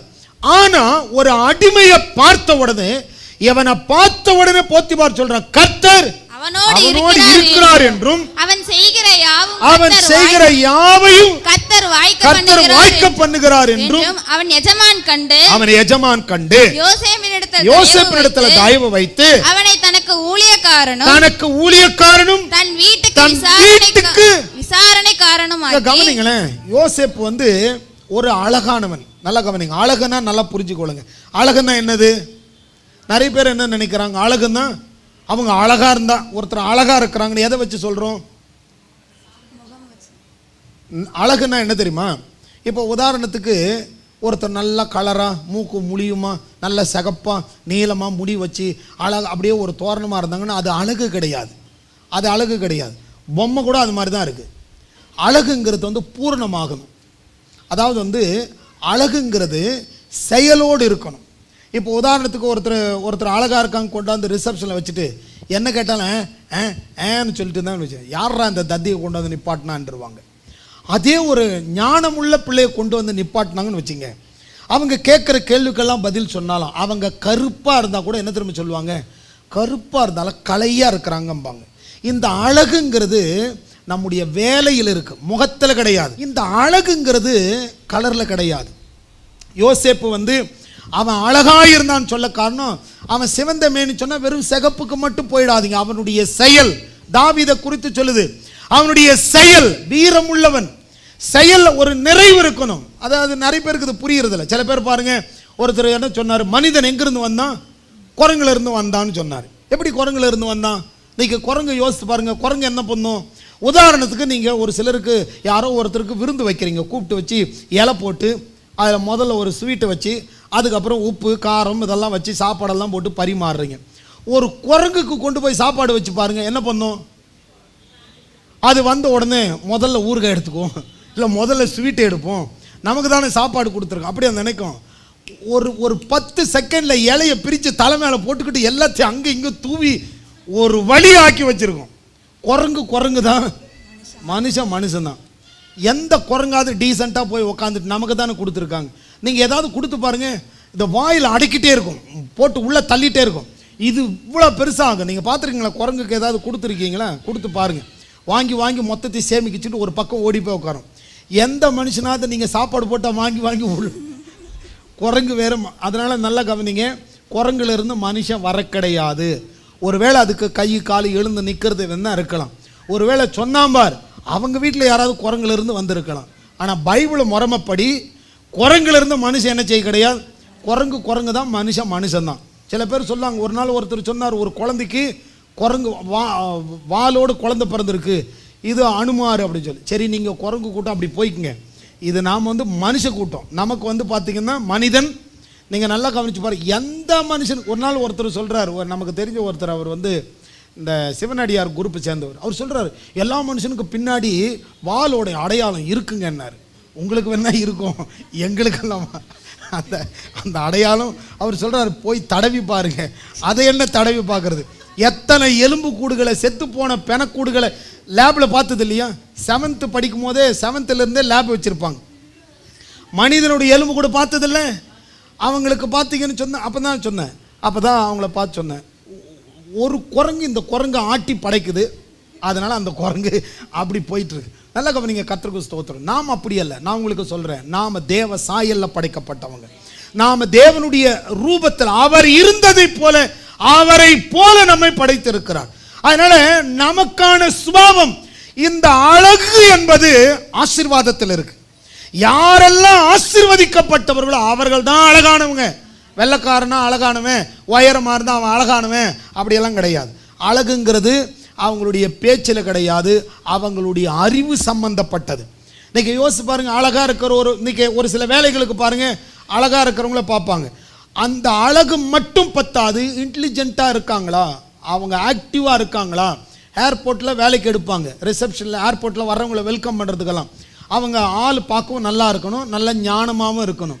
அவங்கக்கிட்ட நேரம் வந்து ஏதாவது ஒன்று கேள்வி கேட்டேன் ஏன்னு சொல்லிட்டு கிடந்தேன் என்ன சொல்லுவாங்க, யார் உடனே அவனுடைய முகம் அதுக்கப்புறம் அப்படின்னு சொல்லி அவங்களுடைய முகமே மாறிடும். அதனால் பாருங்கள், நல்ல அழகு என்பது ஞானத்தில் இருக்குது. அதனால் இங்கே கவனித்துக் கொள்ளுங்களேன், மனிதன் ஆசீர்வாதமானது யார் மேலே இருக்கோ அவங்க இன்டெலிஜென்ட்டாக மாறிடுவாங்க, அவங்களுடைய பிஹேவியர் வேறு மாதிரி ஆகிடும். ஆசீர்வதிக்கப்பட்டவன் லொல்லு பேச மாட்டான், ஆசீர்வதிக்கப்பட்டவன் குறை பேச மாட்டான். இங்கே யோசேப்பை எடுத்து பாருங்க, ஆசீர்வதிக்கப்பட்டவன், இவன் மேல் ஒரு பழி வருது. முதல்ல இவனுடைய வஸ்திரத்தை உரிச்சுக்கிட்டு குழியில போட்டாங்க. இப்போ ரெண்டாவது இவன் என்ன பண்றான், இவன் வஸ்திரத்தை விட்டு எங்க போனாலும் வஸ்திரம் விட்டு ஓடுற வேலையா இருக்கு இவனுக்கு. இங்க என்ன செய்யறான், போத்திபாருடைய மனைவி அவனை பார்க்கிறான். அவனை பார்த்த உடனே இவன் ஏதோ ஒரு விசேஷமானவனா இருக்கு, இவன் செய்யறது எல்லாமே நல்லா இருக்கு அப்படின்னு சொல்லி அவன் மேல ஒரு ஆசைப்படுறா. ஆனா அவன் பாருங்க அவளுடைய பார்வைக்கு விலகி நிற்கிறான். ஏன்? இவன் ஆசீர்வதிக்கப்பட்டவன். இந்த ஆசீர்வதிக்கப்பட்டவனுக்குள்ள நல்ல கவனிங்க, ஆசீர்வாதம் உங்களுக்குள்ள கிரியை செய்யணும்னா குறை பேசுறத முதல்ல நிப்பாட்டுங்க. அந்த யோசேப்பு எங்க போத்திபார் சார், என்ன சார் உங்க வீட்டில் எவ்வளோ காலம் வேலை பார்த்தோம், கொஞ்சம் அது நன்மை கிடையாதா உங்களுக்கு? உங்க மனைவி சொல்றாங்கன்னு கேட்குறீங்க, நான் சொல்றதையும் கொஞ்சம் கேளுங்க. அங்கே தாங்க தப்பு பண்ண நினைச்சாங்க, நான் பாருங்க என் சட்டையை விட்டுட்டு ஓடி வந்தேங்க. அதை அவன் பேசவே கிடையாது, நியாயப்படுத்தவே கிடையாது. ஒரு ஆசீர்வாதம் ஒரு மனிதனுக்குள்ள கிரியை செய்ய ஆரம்பிச்சா அவன் என்ன தெரியுமா செய்வான்? நான் அமைதியாக இருப்பான், ஆண்டவர் பேசுவார்னு பார்த்து கொள்வான். நடக்கிறது என்ன தெரியுமா? இவன் பேசியிருந்தான்னா வேற மாதிரி இருக்கும். ஆனால் இவன் பேசாததுனால என்ன நடக்குன்னா, ஒரு நாள் வந்தது, போத்திபாரோடு சேர்ந்த அமைச்சர்கள் எல்லாரும் தண்டை நெட்டி இவனுக்கு முன்னாடி பணிந்தார்கள். நான் உங்களுக்கு சொல்கிறேன் பாருங்க, ஆசீர்வாதத்தை முதல்ல விரும்புங்க. இது என்ன செய்யணும்? உங்கள் மேலே உள்ள ஆசீர்வாதம் உங்களுக்கான வேலைகளை அது செய்ய ஆரம்பிச்சிடும். இப்போ பைபிளில் சில காரியத்தை கவனித்து பார்த்தீங்கன்னு சொன்னால், இந்த ஆதியாகமம் புஸ்தகத்தில் படிக்கிற பாருங்க, 49வது அதிகாரத்தில் அவன் தகப்பன் இந்த எல்லா ஆசீர்வாதத்தை யோசேப்பு மேலே வைக்கிறான். இந்த யோசேப்பு தான் கடைசியில் இவன் எல்லா ஆசீர்வாதத்தை அவனுடைய சகோதரர்களுக்கு கொண்டு போய் சேர்க்கிறான். எகிப்தில் அடிமையாக இருக்கும் பொழுது அவங்க தேசத்தில் பஞ்சம் வந்த உடனே இவங்களை அழைச்சிட்டு வந்து அவங்களுக்கு அந்த ஆசீர்வாதத்தை கொண்டு போகிறத வேதத்தில் படிக்கலாம். நல்லா கவனிங்க, இந்த ஆசீர்வாதம் என்பது கொஞ்சம் கவனிங்க. ஆசீர்வாதம்னு சொன்னால் ஒரு நல்ல விவசாயியாக நீங்கள் இருக்கலாம். ஒரு உதாரணத்துக்கு சொல்கிறேன், ஒரு நல்ல விவசாயி நல்ல நிலத்தை எடுத்துட்டு அதை நல்லா உழுது அதில் நல்ல விதையை போட்டுட்டு அவன் உட்கார்ந்துட்டா எல்லாமே விளைஞ்சிருமான்னா விளையாது. ஒருவேளை நீங்கள் நல்ல சரீரம் உள்ளவங்களாக இருக்கலாம், நல்ல ஞானம் உள்ளவர்களாக இருக்கலாம். ஆனால் உங்களுக்கு ஆசீர்வாதம் என்பது உங்கள் பலத்தில் கிடையாது, தேவ தயவில் இருக்குது. ஒரு விவசாயி நல்ல நிலத்தில் விதை வச்சுட்டு உட்கார்ந்துட்டு இருந்தான்னா ஆசீர்வாதம் என்கிற மழை பொய்தாதான் அந்த நிலம் விளைய ஆரம்பிக்கும். அதனால் இந்த உலகத்தில் நீ எவ்வளவு படித்திருந்தாலும் எவ்வளவு திறமை இருந்தாலும் இதிலேயே நான் பிழைச்சிருவேன், நான் மேலே வந்துடுவேன்னு சொன்னால் முற்று பெறாது. நீ கர்த்தருக்காய் காத்திரு. உன் மேல ஆசீர்வாதமான மழை அது பொய்யுமானால் உன் நிலம் உன்னுடைய வாழ்க்கை அது ஏதோனை போல அது செழிப்புள்ளதாக இருக்கும். ஒரு ஆசீர்வதிக்கப்பட்ட நிறைவு உங்க வாழ்க்கையில் உண்டாகும். இப்போ கவனிங்க, இந்த ஆசீர்வாதம் வர்றதுக்கு, இந்த ஜீவன் வருவதற்கு நாம் படிச்சோம் இல்லையா, அவரே உனக்கு ஜீவனும் தீர்காயுசுமானவர். இந்த தீர்காயுசுக்கு நாம படிச்சோம் பார்த்தீங்களா, ஜீவ விருட்சத்தின் கனி. அந்த ஜீவ விருட்சத்தின் கனியை புசிக்க கொடுத்தார் இல்லையா. நீங்க கவனிங்க, ஆதியில் இருந்தவர்களுக்கு இந்த ஜீவ விருட்சத்தின் கனி இல்லை. அதனால நமக்கு இந்த புதிய ஏற்பாட்டு கிறிஸ்தவர்களுக்கு இந்த ஜீவ விருட்சத்தின் கனியை கொடுத்திருக்கிறார். ஆதியில் இருந்த கனி திரும்ப வரும். எப்போ வரும்னு சொன்னா, வெளிப்படுத்தின புத்தகம் 22வது அதிகாரத்துக்கு போங்க. வெளிப்படுத்தின புத்தகம் 22வது அதிகாரத்தை திருப்பி கொண்டு அதனுடைய 2ஆம் வசனத்தை படிங்க. நகரத்து வீதியின் மத்தியிலும் நதியின் இருக்கரையிலும் நகரத்து வீதியின் மத்தியிலும் நதியின் இரு கரையிலும் 12 விதமான கனிதரும் ஜீவ விருட்சம் இருந்தன. இங்க கவனிங்க, 12 ஜீவ விருட்சம். அதாவது அதே ஜீவ விருட்சம் வெளிப்படுத்தல வரும் பொழுது அந்த ஜீவ விருட்சத்தை கர்த்தர் கொடுக்கிறார். எதற்குன்னு சொன்னா, ஜனங்களுக்கு இந்த ஜீவ விருட்சத்தின் ஆசீர்வாதம் போய் சேரணும். பைபிளை கவனிங்க, யாத்திராம் புஸ்தகம் 2வது அதிகாரத்துக்கு போனீங்கன்னா 24-25வது வசனத்தை படிச்சு பார்த்தீங்கன்னு சொன்னா, ஆண்டவர் இஸ்ரவேல் ஜனங்களுக்கு செய்த அந்த உடன்படிக்கை நினைச்சார். அந்த உடன்படிக்கை அவங்க மேல உள்ள ஆசீர்வாதம் அதை கர்த்தர் நினைச்ச உடனே, இன்னைக்கு நான் அதான் உங்களுக்கு சொல்றேன், எல்லாரும் சொல்லுங்க, நான் ஆசீர்வதிக்கப்பட்டவன். எல்லாரும் நல்லா சத்தமா சொல்லுங்க, என் தலையின் மேலே கர்த்தரின் ஆசீர்வாதம் இருக்கிறது. ஒரு சிலர் சொல்ல மாட்டேங்கிறீங்க, நல்லா சத்தமா சொல்லுங்க. நீங்க அப்புறமா எழுதுங்க, இந்த குமாஸ்தா மாதிரி அப்படியே சொல்ல ஒன்று விட்டுறாம அது அப்புறமா எழுதுங்க. எல்லாரும் சொல்லுங்க, என் தலையின் மேல் ஆசீர்வாதம் இருக்கிறது. நல்லா சொல்லுங்க, நான் ஆசீர்வதிக்கப்பட்டவன். அடிக்கடி அறிக்கை பண்ணுங்க, அடிக்கடி உங்களுக்கு வரட்டும். எந்த சூழ்நிலை வந்தாலும் நான் உங்களுக்கு சொல்றது அதுதான். எந்த அளவுக்கு வேதத்தினுடைய ஆசீர்வாதங்களை புரிந்து கொள்ளுகிறீர்களோ, சில பேருக்கு புரியணுங்கிறதுக்காக தான் அவங்க வச்சிருக்கிற பைபிள்லேயே இயேசு கிறிஸ்து பேசினது எல்லாம் ரெட்டில் கொடுத்துட்டாங்க. இப்படியாவது நீ என்ன செய்ய, படித்து ஆசீர்வாதத்தை புரிந்து கொள். சில நேரங்களில் ஒருவேளை கொட்டிகிட்டே இருக்கணும்னு நினைப்பாங்க. சில பேருக்கு கொட்டுறது தான் நல்லது. ஒரு சிலரை பாருங்க, இன்னைக்கு எங்கள் சபையில் பயங்கரமாக கடிஞ்சாங்க, பயங்கரமாக திட்டினாங்க, அது ஒரு சிலருக்கு ரொம்ப பிடிக்கும். ஒரு சிலருக்கு பாருங்க, கொட்டிகிட்டே இருந்தால் தான் பிடிக்கும். மாட்டை அடிச்சுட்டே இருந்தால் தான் போகும். குதிரையை பார்த்துருக்கீங்களா? மாட்டு வண்டி, குதிரை வண்டி பார்த்துருக்கீங்களா? மாட்டு வண்டி பார்த்துருக்கீங்களா? குதிரை வண்டி பார்த்துருக்கீங்களா? இந்த மாட்டு வண்டிக்கு என்ன பண்ணணும்? அடிச்சுட்டே இருக்கணும். அடிச்சுட்டே இருக்கணும். சாட்டையை வச்சு ஹோய் ஹோய் அடிச்சுட்டே இருப்பான். குதிரையை பார்த்துருக்கீங்களா? குதிரை வண்டி நடக்கவே நடக்காது.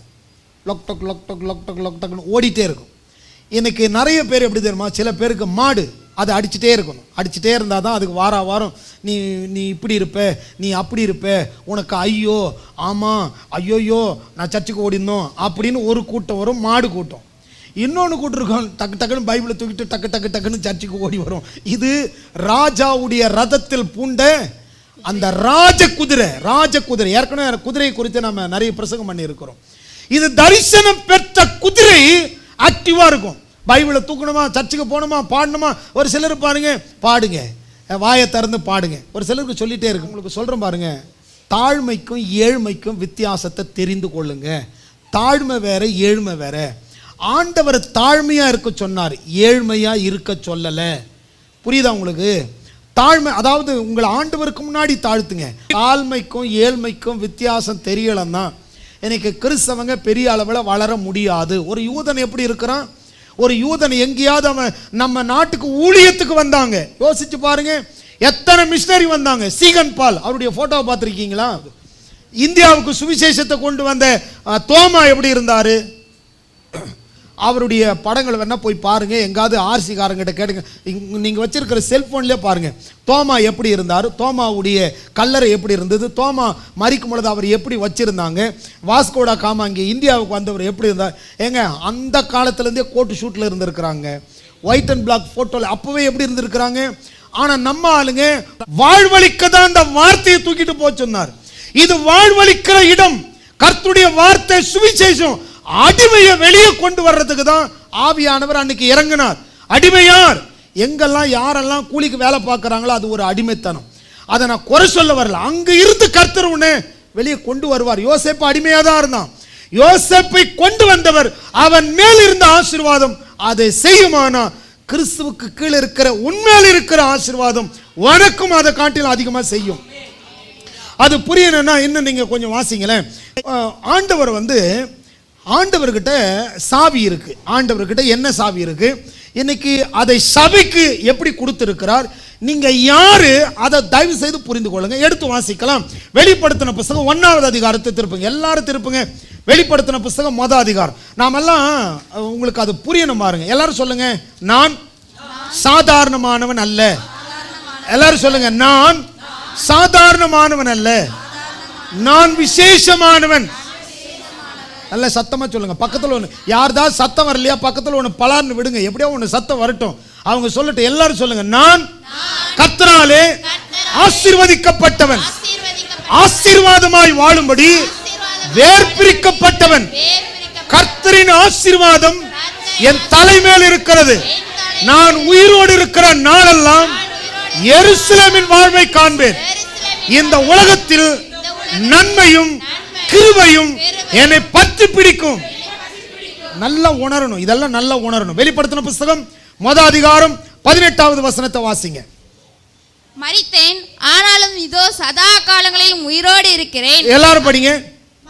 மரித்தேன், ஆனாலும் இதோ சதா காலமும் உயிரோடு இருக்கிறேன். ஆமென். நான் மரணத்திற்கும் பாதாளத்திற்கும் உரிய திறவுகோலை உடையவராய் இருக்கிறேன். இந்த கவனிங்க, ஆண்டவர்கிட்ட ஒரு சாவி இருக்கிறது. அந்த சாவி என்ன சாவி? மரணத்துக்கும் பாதாளத்துக்கும். நல்லா கவனிங்க. இந்த பாதாளத்துல தள்ளுவதற்காக இங்க யாரையும் கர்த்தர் கூட்டிட்டு வரல. நல்லா கவனிங்க. கர்த்தர் உங்களை ஆசீர்வதிக்கத்தான் அழைத்தார். இன்னைக்கு ஆசீர்வாதமான வார்த்தை கர்த்தர் உங்களுக்கு கொடுக்க நீ ஆசீர்வாதமா இருக்கணும் அப்படிங்கிறது தேவ சித்தம். ஆபிரகாமுடைய பிள்ளைகள் யார்? ஆசீர்வதிக்கப்பட்டவர்கள். அப்போ பைபிள் சொல்லுது ஆண்டவரிடத்துல ஒரு சாவி இருக்கிறது. அந்த சாவி என்ன சாவின்னு சொன்னா மரணத்துக்கும் பாதாளத்துக்கும் உடைய திறவுகோல். இந்த மரணத்துக்கு பாதாளத்துக்கு உரிய திறவுகோலை ஆண்டவர் வச்சிருக்கிறார். இன்னொரு சாவியை படிக்கலாம் பாருங்க. வெளிப்படுத்தின புஸ்தகம் 3வது அதிகாரம். வெளிப்படுத்தின புஸ்தகம் 3வது அதிகாரத்தை திருப்பி அதனுடைய 7வது வசனத்தை எல்லாருமா படிங்க பார்க்கலாம். 3வது அதிகாரத்தில் 7வது வசனம்.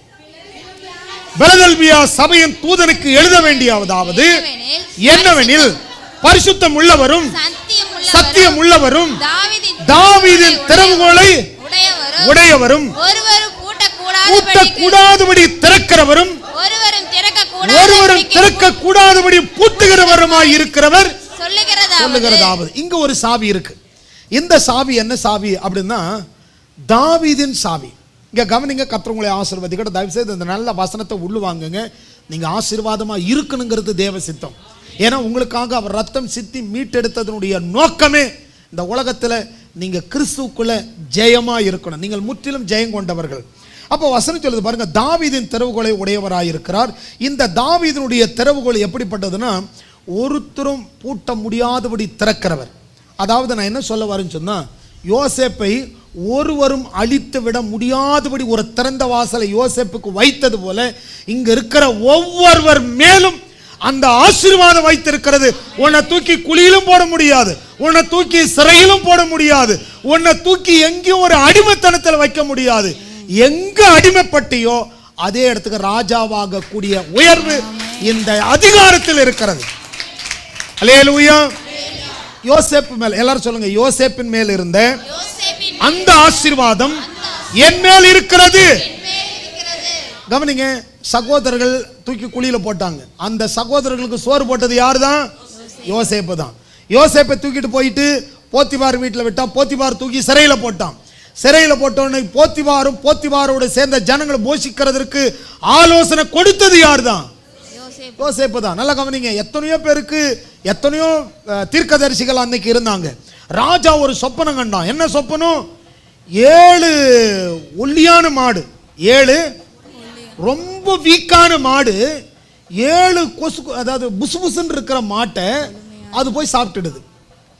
அதாவது 7 என்ன சொல்றது, அது கொளுத்த கன்று. இந்த ஒல்லியா இருக்கிறது என்ன சொல்லுவோம்? மெலிந்த கன்று. கரெக்ட், கர்த்தருக்கு ஸ்தோத்திரம். 7 மெலிந்து போன மாடு. இப்போ இந்த 7 ஒல்லியான மாடு, அதாவது வீக்கான மாடு, செத்து போற மாதிரி, ஒண்ணுமே நடக்க கூட முடியாத மாதிரி இருக்கிற அந்த 7 மாடு கொழுக்கழுன்னு இருக்கிற அந்த 7 மாட்டை சாப்பிட்டுடுச்சு. சாப்பிட்டோம் அது அதே மாதிரி இருக்கு. இது என்னது? இதுதான் அந்த ராஜாவுக்கு வந்த சொப்பனம். இதுக்கு என்ன அர்த்தம்னு யாராருக்கிட்டே கேட்டா ஒரு சிலர் சொல்லலாம், ராஜா நீங்க 7 மாடு வாங்க போறீங்க, 7 நாட்டை பிடிக்க போறீங்க, ராஜா உங்களுக்கு 7 மனைவி வர போறாங்க, இப்படி எதையும் சொல்றான். எழுது போங்கடா, எல்லாரும் துரத்தி விட்டுட்டான்.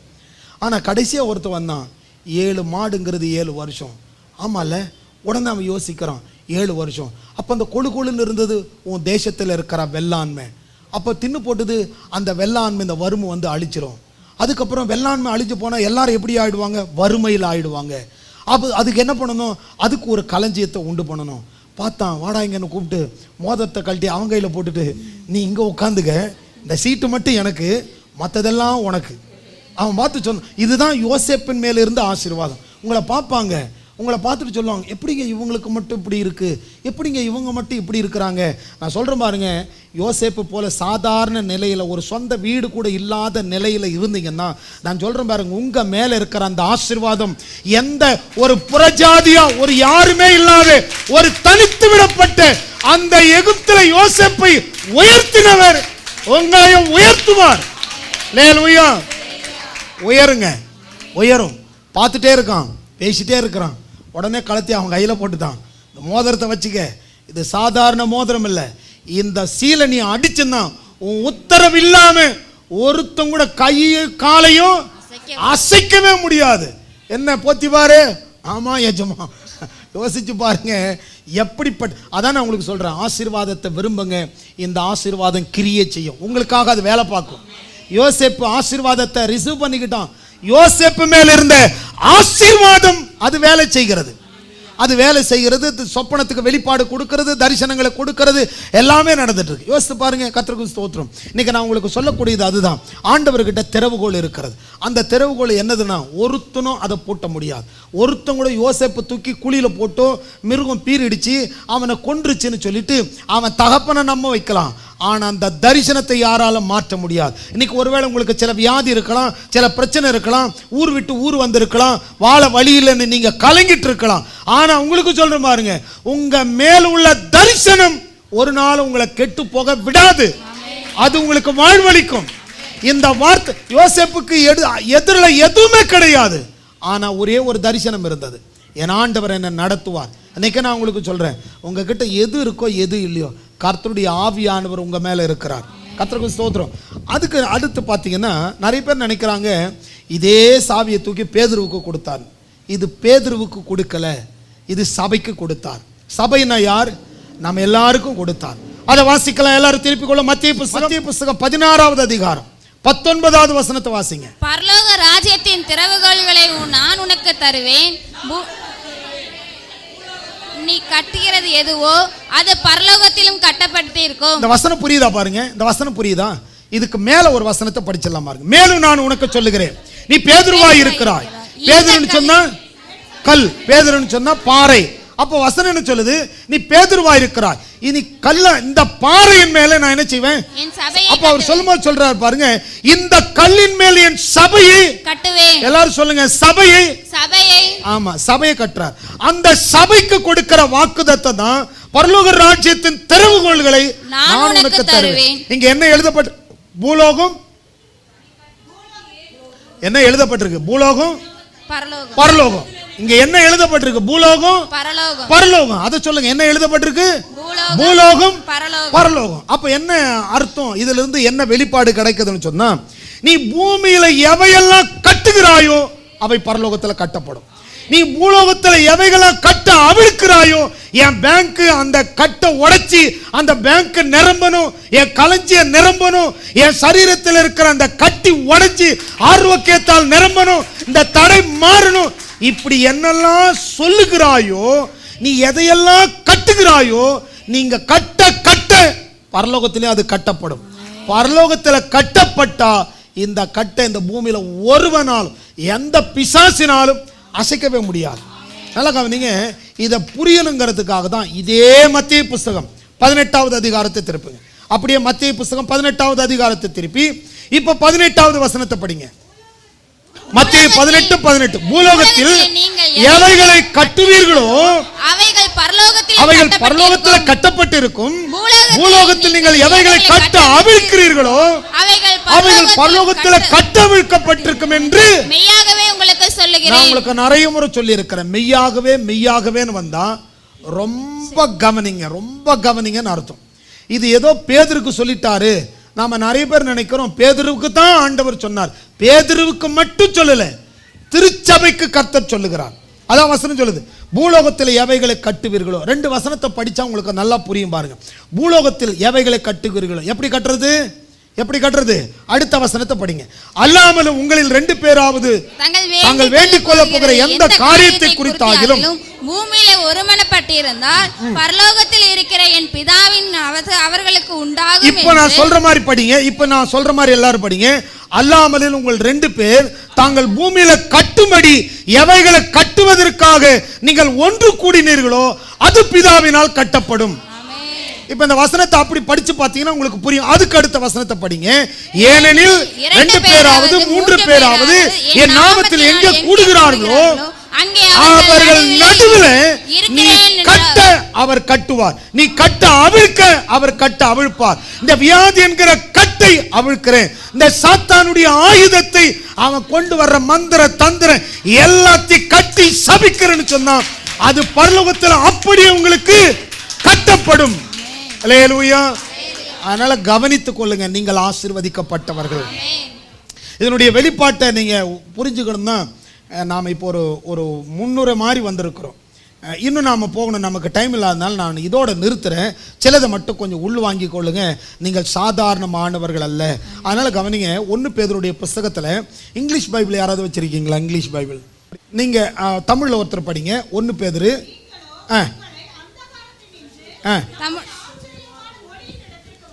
தயவுசெய்து கவனிங்களேன். ஏதோ ரொம்ப கஷ்டப்படுற குடும்பம், நம்ம இந்த ஜாதி, இந்த ஊர், இந்த பேர், இது எல்லாத்தையும் ஒரு பக்கம் தூக்கி தூர வச்சுருங்க. நான் சொல்கிறத நல்லா கவனிங்க. நீங்கள் ஜாதி ஊர் பேரெல்லாம் ஆண்டவர்கிட்ட கிடையாது. ஏன்னா ஆண்டவர் ஒருத்தனை தான் படைச்சார். ஒரு நாடாரில் ஒருத்தர், ரெட்டியாரில் ஒருத்தர், செட்டியாரில் ஒருத்தர், கோணாரில் ஒருத்தர் நல்லா கர்த்தர் படைக்க கிடையாது. ஒரே மனுஷனை தான் படைச்சார். அந்த ஒரு மனுஷனில் வந்த பல ஜனங்களில் ஒரு சிலர் விசேஷமானவர்கள். அந்த விசேஷமானவர்களாகிய உங்களை என்னை பார்த்து தான் சொல்கிறார், இது ஒரு கூட்டம். என்ன கூட்டம்?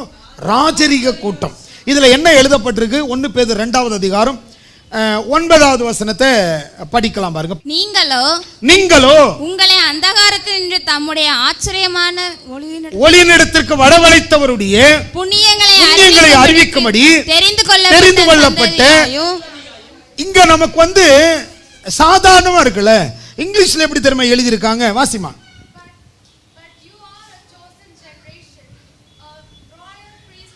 ராயல் ராயல் ஒண்ணா வாசிங்க, அடுத்து வாசி.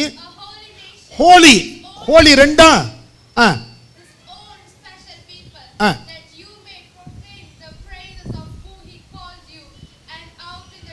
பெக்கூலியர், இந்த 3 வார்த்தை வருது பாருங்க. Royal, holy, peculiar. உங்களுக்கு புரியுதா? நீங்கெல்லாம் யார் தெரியுமா? சத்தமா சொல்லுங்க, யார் நீங்கெல்லாம்? அதுக்கு என்ன பயம்? பைபிள் தான் சொல்லுது ராஜரிக கூட்டம். எல்லாரும் சொல்லுங்க, நாங்க ராயல் ஃபேமிலி. ஒரு அப்படி சொல்லும் போதே ஒரு என்ன சொல்றது, அது கம்பீரமா, திமிராங்கிறது கரெக்ட் இல்ல, கம்பீரமா. எல்லாரும் சொல்லுங்க, நாங்க. வருதா பத்தியா? அற்ப விசுவாசிகளே, ஏசப்பா ராயல் தானே, அவர் தானே பெரிய பணக்காரரு, அவர் பிள்ளை தானே. ஐயோ மக்கே, வாயை திறந்தா கொஞ்சம் சொல்லு. எல்லாரும் சொல்லுங்க, நாங்க ராயல் ஃபேமிலி. நீங்க வீட்டில் போயிட்டு இதே வசனத்தை வீட்டில் போய் இங்கிலீஷ்ல படிச்சு பாருங்க. அங்க சொல்லுது ராயல், ஹோலி, பெக்கூலியர். இது 3மே என்ன சொல்லுது? உன்னை வேற ரகம்னு சொல்லுதுங்க. அடிமையா யோசேப்பே, நீதான் இந்த ஏரியாவுக்கு யாரு? அந்த போத்திபாருக்கு அப்ப யாருதான்? நீதான். கவனிங்க, கர்த்தருக்கு ஸ்தோத்திரம். நான் உங்களுக்கு சொல்றது உங்களுக்கு புரியல, ஒரு நாள் வரும். நான் சொல்றேன் பாருங்க, நான் என்ன குறித்து சொல்றேன், உங்களை குறித்து சொல்றேன். ஒரு நாள் நம்முடைய வாழ்க்கை டோட்டலா மாத்தி போட்ட மாதிரி இருக்கும். நீங்களே சொல்லுவீங்க, எனக்கா கர்த்தர் இப்படி செய்தார். அதுதான் கிறிஸ்துவுடைய நடத்துதல். அதான் வசனம் சொல்லுது பாருங்க. இந்த ஒரு வசனத்தை வாசிக்கலாமா? வசனத்தை வாசிங்க. உபாகமம் புத்தகம் எல்லாரும் தயவு செய்து திருப்புங்களேன். நீங்க வாழ்க்கை குறித்து பயப்படக்கூடாது. யாருக்கெல்லாம் வியாதி இருக்கு, யாருக்கெல்லாம் பலவீனம் இருக்கு, நான் சொல்றேன் பாருங்க. இது சாதாரணமான ஒரு விஷயம் கிடையாது. இன்னைக்கு நான் உங்களுக்கு ஒரு சம்பவத்தை சொல்றேன் பாருங்களேன். அதாவது ஒரு அப்பா இருக்கிறாருன்னு வச்சுங்க. நான் கொஞ்சம் நேரம் ஆகட்டும், ஒரு 10 நிமிஷம், ஒரு அரை மணி நேரம் கூட போட்டோம், ஒன்றும் தப்பு இல்லை. ஒன்று சொல்லுது, நான் இதோட முடிச்சுக்கிறேன். ஒரு அப்பா இருக்கிறாருன்னு வச்சுங்க. ஒரு பையன் இருக்கிறார், அப்பாவுடைய பையன் இருக்கிறான், ஒழுங்கா சாப்பிடல. அப்பா என்ன நினைப்பாரு? பரவாயில்லடா, இருக்கிற கஷ்டத்தில் நீ சாப்பிடாம இருக்கிறதுக்கு எனக்கு எவ்வளவு மிச்சமாகுது அப்படின்னு எந்த அப்பாவை நினைப்பாங்களா? அந்த அப்பா என்ன நினைப்பாங்க? இல்லை இவன் நல்லா சாப்பிடணும்னு சொல்லிட்டு ஏதாவது டாக்டர் கிட்ட போய் இவன் ஏன் சாப்பிட மாட்டேங்கிறான். ஆகாரமும் நீரும் தண்ணியும் சாப்பாடு ரொம்ப முக்கியம். தண்ணி குடிக்கணும், கட்டாயம் நிறைய தண்ணி குடிக்கணும், கட்டாயம் நிறைய சாப்பிடணும். நாம் இது ரெண்டும் ஒருத்தர்கிட்ட இல்லைன்னா உடனே நாம் என்ன செய்யணும்? ஹாஸ்பிட்டலுக்கு கூப்பிட்டு போகிறோம். ஏன்? ஒரு நல்ல தகப்பன் அதை கவனிக்கிறான். ஏன் தெரியுமா? நாம் பணத்தை சேர்க்கிறோம் பார்த்தீங்களா? பணத்தை சேமிச்சா பின்னாடி நமக்கு உதவுன்னு நினைக்கிறது போல தான் நாம் நல்லா சாப்பிட்றது பின்னாடி நமக்கு உதவும். சின்ன பசங்க நிறைய சாப்பிட்டா விட்டுருங்க, சாப்பிட்டுட்டு விடுங்க. அவனுக்கு பின்னாடி அவன் ஒல்லி ஆயிடுவான். இப்போவே அவனுக்கு இது இருக்கு அது இருக்குன்னு சொல்லலாம். நல்லா சாப்பிட விடுங்க, சாப்பிடட்டும். அதுவும் நல்லது சாப்பிடட்டும் நிறைய. அதாவது இந்த குர்குரே, இந்த பப்ஸா உள்ள விட்டுட்டு இல்லாமல் நிறைய தானியங்களாக கொடுங்க. இந்த பச்சை பயிறு, முளைக்கட்டின பயிறு, இந்த மாதிரி பருப்புங்களா உள்ள இறக்கிட்டே இருங்க. எதுக்கு சொல்றேன்னு சொன்னா, முதுமையில் அவனுக்கு ஆசீர்வாதமா இருக்கும்.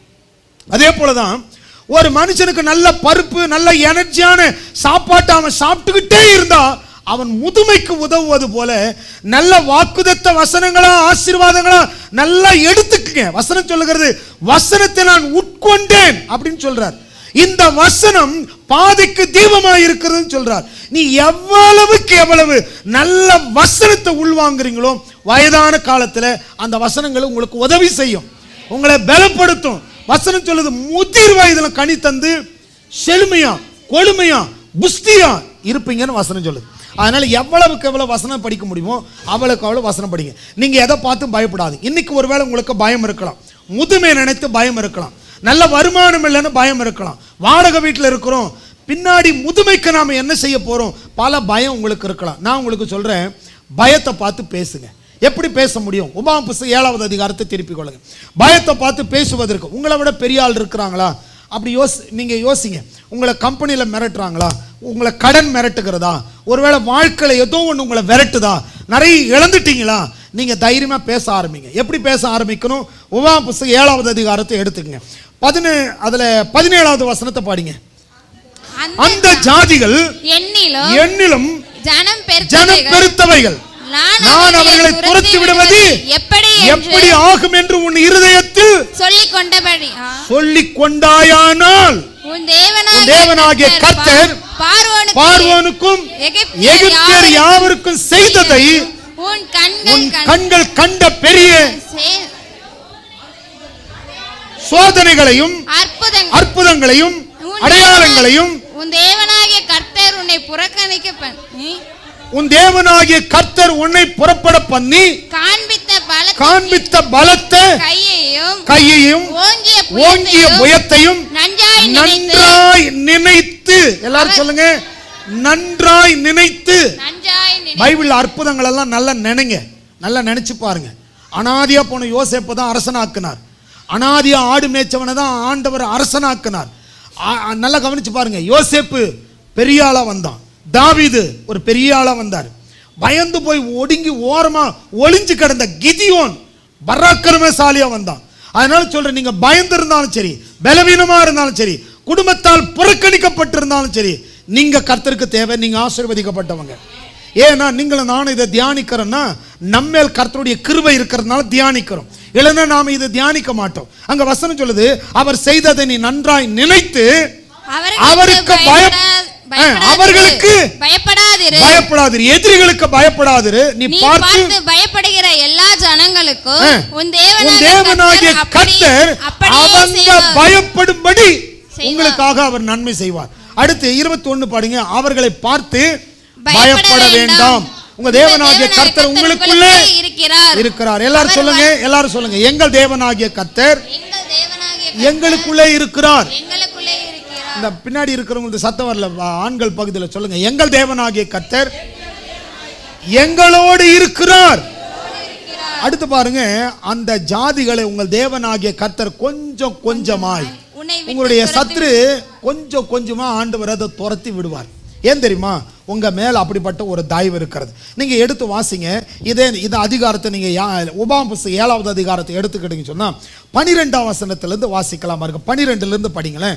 இந்த நியாயங்களை நீங்கள் கேட்டு கைக்கொண்டு அவைகளின்படி செய்வீர்களானால் அப்பொழுது உன் தேவனாகிய கர்த்தர் உன் பிதாக்களுக்கு ஆணையிட்டு கொடுத்த உடன்படிக்கையையும் கிருபையையும் உனக்கு காத்து உன்மேல் அன்பு வைத்து, அந்த உடன்படிக்கையையும் கிருபையையும்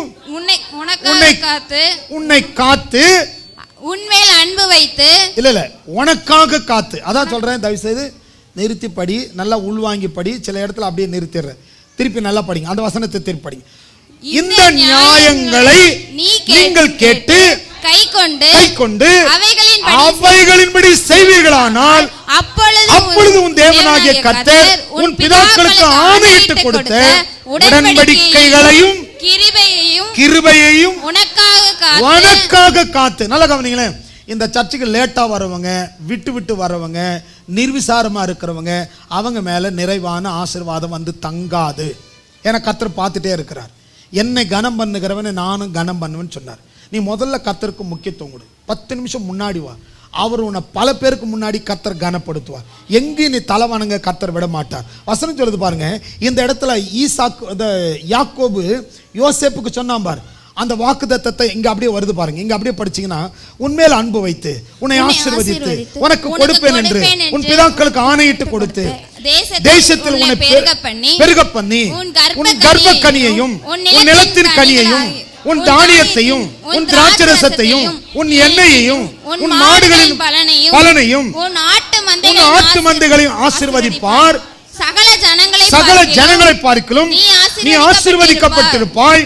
உனக்குள்ளும் உன் மிருக ஜீவனுக்குள்ளும் ஆணிலாகிலும் பெண்ணிலாகிலும் மலடு இருப்பதில்லை.